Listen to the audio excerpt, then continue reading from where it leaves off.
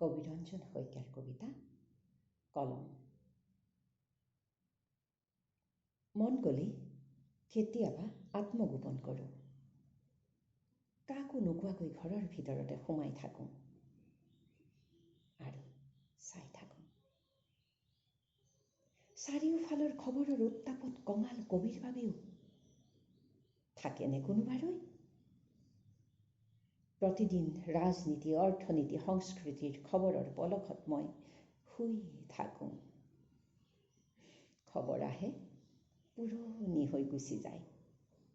খবৰৰ আনন্দত মন গ'লেই উৰি গুচি যাওঁ মোৰ শৈশৱৰ অতীত।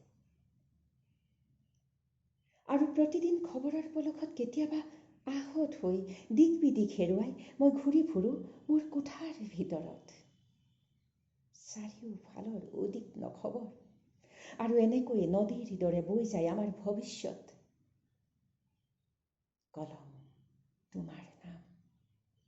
তুমি সাগৰৰ দৰে গভীৰ হ'ব পৰা আৰু জান-জুৰিৰ দৰে যৌৱনা হৈ বৈ যাব পৰা এটা দীঘল কবিতা। তুমি দূৰ ব্ৰহ্মপুত্ৰৰ বুকুত উচৰ্গা কৰিব পাৰা তোমাৰ বৰ্তমান আৰু অতল বিশ্বাসেৰে ৰৈ থাকিব পাৰা অনন্ত ভৱিষ্যতলৈ। কলম, তোমাৰ নাম। মন গ'লে কেতিয়াবা আত্মগোপন কৰোঁ তোমাৰ বুকুত।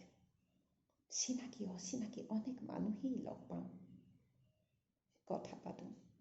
সাম্প্ৰতিক সময় আৰু কবিতাৰ ভৱিষ্যত। যুদ্ধৰ বাজনা বাজিলে সকলো সৈনিকৰ দৰে আজিকালি সাজু হওঁ আৰু এনেকৈয়ে এটা নতুন ভৱিষ্যতৰ পৰিকল্পনাত আমি ব্যস্ত থাকোঁ।